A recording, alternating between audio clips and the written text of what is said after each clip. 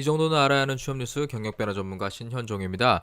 제가 이 공공기관과 공기업 이런 쪽에 좀 외부 면접관으로 많이 가다 보니까 최근에 여러분들 이 제가 화요일 금요일 업데이트를 하는데 조금 이 핸드폰도 뺏기고 아무것도 못해요 가면 합숙으로 이렇게 대기를 하기 때문에 그래서 좀 업데이트가 조금 늦은 점 먼저 양해를 좀 구하겠습니다. 오늘 제가 준비해온 내용 같이 보면서 진행해 보도록 하겠습니다. 제가 처음 준비해온 기사는요 한국일보에서 나온 기사입니다. 간부집 청소, 경조사 참석 강요, 그리고 잡무 갑질에 으르놉니다 해서 우리 취업 준비생들이 사실 이 취업을 하고 나면 곧바로 기업에 들어가게 되죠. 그런데 기업에 들어가면 직장인이 되는데 사실 그 회사를 오래 다니냐, 내 미래를 걸고 내가 발전할 수 있을 곳이냐 이런 걸 사실 잘 보고 들어가야 되는데 처음에 이 아무래도 취업 시장이 어렵다 보니까 본인이 취업 준비를 하고 고생을 하고 그리고 사실 뭐 불합격 통보 받고 막 이러면 사실 정신적으로 되게 스트레스 많이 받거든요. 그런 상황에서 본인이 취업 준비를 할 때 이렇게 넣었던 기업들을 잘 알고 넣거나 모르고 넣는 경우도 실제로는 꽤 많아요. 그래서 이게 넣다 보니까 어느 곳에서 갑자기 합격 통보가 딱 와요. 그러면 합격을 했으니까 너무 좋은 나머지 그냥 무조건 가서 일하겠다 이렇게 생각을 하는데 사실 좀 더 생각해 보면 내가 그만둘 회사를 사실 들어가면 안 되거든요. 그래서 뭐 한두 달 일해보고 결정하겠다. 그리고 뭐 월급이 조금 나오니까 가겠다. 사실 그 기간 동안의 스트레스도 사실 어마어마하거든요. 그래서 회사에 대해서 먼저 좀 알아보시고 들어가시는 게 좋습니다. 그런데 우리가 회사를 좀 판단을 할 때 뭐 급여나 복지나 아니면 뭐 다니는 사람들의 평판, 특히 뭐 주변에 직장 다니는 사람들을 만나서 블라인드 앱 아시죠? 그 회사 이메일로 그 가입을 할 수 있는 이런 쪽에 들어가서 많이 보고 하거든요. 물론 그쪽에 들어가서 올라오는 자료들도 인사팀들이 댓글을 달고 상당히 적극적으로 방어를 하는데 일단은 여기 그 직장 갑질 제보 이런 것도 있어요. 그래서 여기 여러분들 한번 보셔야 되는 게요. 1위가 임금이 나와요. 그러니까 임금이 적거나 체불되거나 이런 거 상당히 많거든요. 그리고 여기 오른쪽 사진에 수당 없음이라고 하면서 여기 딱 해놨잖아요. 그러니까 분명히 법적으로 지급해야 될 수당임에도 불구하고 연봉에 포함돼 있다. 뭐 다 이런 부분 있죠. 그리고 막 그런 장면 나오잖아요. 왜 영화에 보면 막 욕을 하는데 야, 욕 먹는 것도 연봉에 포함된 거니까 청구해. 뭐 이런 것들. 사실 임금에 대한 이야기가 많거든요. 그리고 그런 경우 있어요. 약간 꼼수인데 그 취업을 해 갖고 이제 들어갈 때 수습 기간을 적용을 해서 뭐 급여를 조금 깐다거나 아니면은 뭐 사실 여러분들 채용 검사를 받고 나면 그 검사 비용 있잖아요. 그거 원래 주거든요. 근데 이런 걸 안 준다거나 정말 끝도 끝도 없어요. 그래서 이런 임금에 대한 갑질 이런 게 좀 가장 신고가 많았다. 여기 그 이런 하는 그 시민 사회 단체가 있더라고요. 여기서 나온 건데 직장 갑질 119인가요? 예, 여기에서 하더라고요. 그다음에 잡무지시 이게 이제 여러분들 나는 만약에 영업직이다 아니면 또 나는 뭐 재무팀에 있다 이렇게 하면 되는데 분명히 내가 선발돼서 수행해야 될 직무와 상관없는 여러 가지 업무를 많이 시켜요. 이런 것들에 대한 잡무지시 부분도 상당히 갑질이라고 많이 생각을 하거든요. 근데 통상적으로 부서에서 일어나는 일이라던가 내가 어떤 조직 직위 체계상에서 뭐 막내거나 신입사원이기 때문에 해야 되는 거는 잡무가 아니에요. 그런 것까지 잡무라고 보시면 조금 너무 확대 해석하는 경우가 있는데 정말 불필요한 것들, 말도 안 되는 걸 시키는 경우가 있거든요. 그러니까 여러분들 잡무인지 아닌지 판단하는 기준은 되게 단순해요. 내가 주로 하게 되는 업무를 하는데 방해가 되면 잡무예요. 예, 그냥 그렇게 생각하시면 되겠습니다. 뭐 직장 내 괴롭힘, 뭐 징계, 해고, 휴가 뭐 막 많이 있거든요. 이런 부분. 예, 그래서 한번 여러분들 이런 것들도 상당히 많이 있다. 이런 것들 잘 생각해 보시고요. 근데 12의 비정규직이 있는데요. 여러분들 저런 게 있어요. 뭐 예를 들어서 1년 정도 있다가 정규직으로 전환해 주겠다라던가 아니면 선발을 이름 있는 회사에서 한 다음에 아웃소싱 업체랑 우리랑 원래 같은 회사다. 그래서 거기에 가서 있다가 몇 년 뒤에 정규직으로 옮겨주겠다. 뭐 이런 식의 그 약간 그 페이크가 있는 이런 그 고용 체결하는 경우도 많이 있거든요. 여러분들 근데 그런 거 자세히 안 읽으시고 그냥 사인하시잖아요. 그랬다가 나중에 돌이킬 수 없어요. 그렇기 때문에 왜 어른들이 사인하는 거 조심해라 이런 얘기 하잖아요. 한번 생각해 보시면 좋겠습니다. 네, 다음 기사는요. 매일경제에서 나온 기사인데요. 저를 고객이라 가정하고 공간을 판매해 보세요. 해서 한샘에서 나온 그 기사인데요. 공채 때 이색 면접을 실시한다. 그래서 스펙 대신 역량 현장 역량 집중을 평가한다 이런 거거든요. 근데 사실 20대 대졸 신입 지원자가 인테리어라던가 가정에서 판매하는 여러 가지 용품이라던가 이런 것들을 공간 비즈니스에서 사용하는 어떠한 소품이나 이런 것들에 대해서 사실 잘 몰라요. 여러분들 여기 한샘 같은 경우는 저기 그 내방역인가요? 그쪽에 그 동장역인가요? 그 사이에 여기 모델 하우스 뭐처럼 이렇게 만들어 놓은 데가 있거든요. 거기 들어가시면 뭐 IK 뭐 3, 5 해갖고 막 제품 같은 거 볼 수 있게 이렇게 돼 있거든요. 사실 이런데 한번 가보고 안 보고가 사실 되게 차이가 있겠죠. 그래서 제품에 대해서 얼마나 많이 알고 또 실제로 회사가 하는 일에 대해서 얼마큼 잘 알고 있는가 이거를 좀 평가하기 위해서 이렇게 면접을 본다는 건데 재밌는 건 이제 사내 모델하우스에서 진행했다라는 거예요 면접이. 그래서 상당히 긴장되고 현장감도 있겠죠. 그래서 그 6명의 지원자가 한 팀을 이루어서 집 내부를 디자인하고 판매하는 빌딩 앤 셀링 방식으로 했다. 근데 실제로 인테리어를 하게 되면 한샘 같은 경우는 이렇게 직원이 와갖고 이렇게 3D 모델링 해갖고 보여주고 이런 것도 하거든요. 그래서 이런 것들을 실제로 한번 능력을 키워주는 거를 좀 가지고 나온 게 여기 면접에 나왔습니다. 그래서 여기 보면은 이제 홈 인테리어 관심을 두고 도전하는 인재를 찾고 있다. 그러니까 여기 같은 경우도 좀 회사 일하는 것 자체가 현장에서 사람들 만나는 일이거든요. 그리고 여기 고객이 둘이에요. 인테리어 매장이나 실장이라고 하는 분들 있잖아요. 그쪽 업체랑 또 한샘 뭐 인테리어를 중간에 소개해줘 가지고 오는 소비자나 이렇게 그 고객이 두 종류예요. 그렇기 때문에 이게 상당히 그 일이 좀 어렵다고 볼 수도 있거든요. 그래서 여기 같은 경우도 원데이 면접을 한다 이렇게 나와 있습니다. 그래서 여러분들 이렇게 기업에서 면접 평가하거나 어떻게 하는 거 이렇게 취재한 내용들 이런 거 뭐 지금 당장 취업이 확정된 상태가 아니라면요 꼼꼼히 이렇게 좀 스크랩을 해두세요. 나중에 혹시 내가 여기에 면접 가게 될지도 모르잖아요. 근데 나중에 찾으면 안 나와요. 이런 거 기사 다 묻혀갖고 찾기 쉽지 않거든요. 그래서 여러분들 이런 취업에 관련된 기사들은요 일주일에 한 번 정도는 좀 이렇게 체크해 두시고요. 이렇게 좀 그 뭐 네이버 메모장이나 이런 데 따로 기록해 두시는 게 좋아요. 이런 것들 다시 한번 이야기를 좀 드리겠습니다. 그래서 제가 뒤에 좀 면접 이야기를 조금 더 할 거거든요. 그거 한번 참고해 주시면 되겠습니다. 다음 역시 매일경제에서 나온 기사인데요. 이번에 법이 하나 뭐 발의가 된 게 있더라고요. 뭐 통과된 건 아니고요. 그래서 여기 보면은 채용 때 남녀 성별 비율 공개하고 면접비 지급 의무화해라. 그래서 취준생 부담 줄여주는 채용 절차법의 개정안 뭐 이게 나왔다고 하는데요.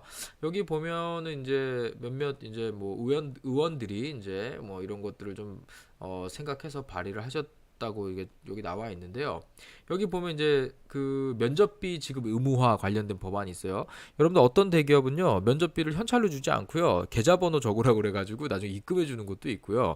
뭐 기분 좋게 봉투에 넣어주는 것도 있고요. 요즘 많이 바뀐 것 같은데 전에 제가 오뚜기에 취업 컨설팅 할 때 친구가 면접을 가니까 백색 카레 세트를 주더라고요. 그래가지고 면접비 대신에 어떤 제품을 주는 경우도 저도 여러 번 봤는데 이 면접 비용을 돈으로 줘라. 글쎄요, 이건 뭐 기업에서 알아서 하는 몫이거든요. 그래서 이거를 꼭 법적으로 정해야 되는지 저는 사실은 잘 모르겠는데 뭐 예를 들어서 이제 지방에서 면접 보는 경우 있잖아요. 뭐 교통실비를 지급해 주는 정도면 어떨까 저는 이렇게 생각을 합니다. 그런데 뭐 면접 같은 경우도 여기 1회당 평균 6만 원 지출 이렇게 나와 있거든요. 아마 저 6만 원이면은 제가 볼 때는 뭐 헤어, 머리 이런 거 다 포함된 가격이라고 좀 생각을 하거든요. 그리고 근데 저런 건 있어요. 면접할 때 뭐 아침 7시까지 와라 이러면 뭐 그 회사 근처에 사는 사람 없거든요. 전날 자거나 아침에 새벽에 택시를 타거나 막 뭐 이런 경우들이 많아요. 그리고 막 아버지들 고생해요. 새벽같이 일어나고 애 태워주려고 막 고생하시고 그러거든요. 예, 마음도 쓰이고. 그래서 이런 부분 아마 조금 법부로 좀 만들어 가지고 뭐 성비도 공개하고 이렇게 한다고 하는데 이거 성비 공개는요 글쎄요 여러분들 지금 구글에 당장 전에도 제가 몇 번 얘기한 적 있을 거예요. 땡땡 기업 신입사원 뭐 연수회 뭐 이런 거 한번 검색해 보시면요 애들이 이렇게 뭐 밝게 웃으면서 뭐 촛불 듣고 있거나 뭐 해변가에서 뛰고 있거나 이런 사진들 나오거든요. 산에 올라가서 화이팅 하고 있거나 여기 딱 사진 나오면요 세 보세요. 남녀 비율 딱 나오거든요. 근데 뭐 이런 얘기하면 많은 분들이 좀 싫어하실 수 있는데 대체적으로 어떤 기업의 비율 이런 거 보면 취업한 사람들 얘기예요. 들어보면 남자 둘에 여자 하나다 이런 얘기를 많이 하거든요. 대기업 같은 경우는 이런 비율도 한번 뭐 해봐라 이런 얘기가 나오는데 이거는 한번 뭐 어떻게 진행되는지 한번 보겠습니다. 그런데 일본 같은 경우는 조금 달라요. 뭐 예를 들어서 그 불합격에 대해서 통보를 할 때 서류 전형을 해서 온 서류를 불합격했을 경우를 다 돌려줘요. 그래서 집에 이렇게 엽서가 날라오면은 합격이에요. 예, 아직도 일본 되게 그 옛날 스타일이거든요. 근데 이제 내가 제출했던 서류들을 다 반환해주기 때문에 불합격하면 큰 봉투가 날라와요. 그러면 이제 떨어진 거거든요. 일본 같은 경우는. 근데 우리나라 같은 경우도 여기 이제 그 불합격했을 경우 통보 의무화 이 부분이 나오는데요. 불합격했을 때 통보를 안 하는 이유가 있죠. 왜냐면 몇 명의 합격자가 실제로 올지 몰라요. 왜냐면 여러분들 뭐 붙으면 다 갈 것 같지만 면접관들이 사람을 평가할 때요. 이런 게 있어요. 부정성 효과라고 그래가지고 이 사람은 아니다라고 판단하는 거 있잖아요. 우리가 면접 보고 났을 때. 이 사람이 좋다라고 하는 거는 의견이 분분한데 면접을 보고 나서 쟤는 뭐 30번 쟤는 아닌 것 같아. 이러면 다른 면접관들도 비슷한 생각을 가져요. 그래서 이런 사람들 대부분 불합격을 시키는데 일단은 합격되는 사람들이 비슷해요. 이건 어느 기업이나 비슷하기 때문에 여러분들 주변에 보시면요. 한 번 붙은 분은 여러 군데 붙어가지고 골라가요. 여러분들 잘 보시면. 그래서 이 사람들이 여러 군데 붙어서 한 군데 가기 때문에 다른 쪽에서는 결국 결혼이 발생할 수밖에 없잖아요. 그래서 이 결혼이 발생된 부분에 다른 사람을 채워야 되는데 아무래도 합격 통보를 먼저 해놓고 다른 사람들 뭐 나중에 추가 합격이다 이러면 좀 기분 나쁘니까 일부러 합격자를 이렇게 좀 시간차로 좀 조절해 가면서 발표를 하는 기업들이 솔직히 있어요. 예. 그래서 근데 이거 불합격 통보는 좀 일정 기간 그러니까 뭐 이거는 좀 해줘야 된다고 저도 생각을 하긴 해요. 그래서 뭐 기간을 정해줬으면 좋겠어요. 저도 그래서 며칠 이내에 안 오면은 뭐 안 된다 이런 거는 좀 한번 해주면 좋을 것 같아요. 자기네들이 너무 이렇게 쥐고 있다가 하는 경우도 있고 그리고 이 문자 통보하는 것도 다 돈이거든요. 돈 아까우니까 안 하고 이런 경우 있는데 이런 건 좀 한번 좀 고민해 볼 필요가 있다라고 저도 생각이 듭니다. 네, 다음은 좀 간단한 기사인데요. 다른 제가 설명을 하려고 좀 갖고 온 기사예요. 제가 최근에 면접관으로 가면 현재 이제 전역을 예정으로 하고 있는 전역 장교들이 면접을 많이 보러 오더라고요. 특히 공기업이나 금융권에. 일단 여기 KFC라고 이제 아시죠, 여러분들? 예, 제가 볼 때 그 KFC가 닭 그 같은데 여기 보면 이제 전역 장병 취업 돕는다 해서 5사단 출신 서류심사 면제 갖고 기사가 나왔습니다. 일단 여기 나온 분들 뭐 계급에 상관없이 군 경력 증명서를 내면 일단 1차 서류 심사를 면접한다. 그러니까 무조건 이제 그 서류는 통과시켜준다는 얘기죠. 그래서 면접 보고 뽑겠다 이런 얘기인데 아주 잘하는 거죠. 근데 이런 게 있어요. 전역 장병들이 그러니까 뭐 그러니까 직급에 상관없는 거 보니까 예를 들어서 뭐 일반 사병들까지도 좀 포함이 되는 걸로 좀 보이긴 하는데 일단은 뭐 저는 좀 그 전역 장교를 기준으로 조금 한번 좀 설명을 드리려고 합니다. 최근 지금 이제 5월에 해병대가 전역을 했죠. 그 이 ROTC 출신들이요. 그리고 6월에 전역 장교가 이제 복무를 마치고 사회에 입직하려고 하기 위해서 구직 활동 많이 시작하죠. 제가 개인 커리어 코칭을 한참 할 때요. 요 시기 때 전역 장교들이 솔직히 많이 왔었어요. 그래서 뭐 저한테 컨설팅을 받아서 취업을 했던 친구들이 많이 있는데 그때 그 크레듀에 갔던 친구가 되게 기억에 남거든요. 이제 전역이 얼마 안 남았는데 여기 면접을 가는데 이제 주말에 저한테 지도를 해주면 안 되냐 전화가 왔어요. 그래갖고 난 지도 못 해준다. 주말에 나도 쉬어야 된다. 그랬더니 자기가 군인이라서 이게 허락을 받고 나올 테니까 주말에만 해달라. 자기 평일엔 일해야 된다. 그래갖고 뭐 어떡합니까? 그래갖고 제가 주말에 좀 봐줬던 이런 그 예비 전역 장교도 있었는데 결국엔 삼성 크레딧 취업해갖고 아주 잘 됐었거든요. 그래서 이 친구들 저 되게 많은 그 전역 장교들을 좀 제가 취업 컨설팅을 좀 했었는데 공통적인 특징이 있더라고요. 그래서 제가 조금 한번 좀 가져와 봤습니다. 이 친구들이 얘기하는 것들. 일단 첫 번째가요. 전역 후에 고생했다는 생각으로 유럽에 가지 마라. 예. 그러니까 지금 보통 기업들이 전역하는 시기를 알기 때문에 전역하고 나서 꽤 몇 달 있다 오면 나사 풀린 거 알아요. 그래서 지금 장교를 일했기 때문에 돈도 꽤 들고 있거든요. 그래서 여행을 갔다가 하반기에 가겠다라는 생각으로 들어오는 순간 본인이 전역 장교로서의 메리트가 뚝 떨어집니다. 그래서 물론 고생한 건 알겠는데 이런 거는 좀 하지 마라 이런 얘기를 좀 드리겠고요. 두 번째가 이제 영업직 여기서 말한 영업직이 본인 잘 몰라요. 그냥 생 판매직을 영업직으로 오인하더라고요. 여기 아니면 안 된다는 생각으로 처음부터 되게 낮게 깔고 들어가는 친구들이 있거든요. 그럴 필요 전혀 없다라는 거 생각해 보시고요. 그리고 영업직은 물건 파는 게 아니에요. 매출을 관리하는 곳 쪽이지.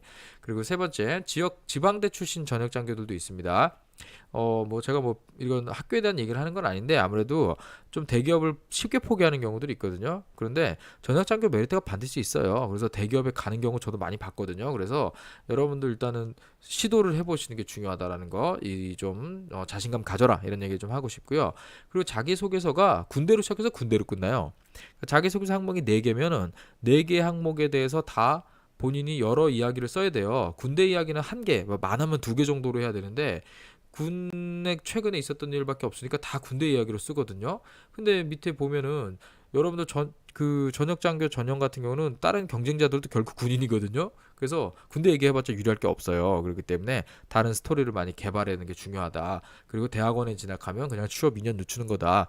이런 것들을 좀 생각을 하면서 이런 전역 장교분들 지금 아마 좀 이렇게 취업하려고 나오는 분들 많을 겁니다. 혹시 방송을 듣고 있다면 이런 거 참고해 보시면 좋겠습니다. 네, 다음은 이제 5월 이후 취업 계획 세우기를 좀 마무리하려고 합니다. 제가 뭐 기사를 많이 갖고 오는 것보다는 좀 조언을 드리고 싶어서 갖고 온 건데요. 지금 5월은 면접 피크 시즌이에요. 5월 첫째 주에 삼성이 시작했고요. 그리고 지금 금융권 면접 계속 진행 중이고요.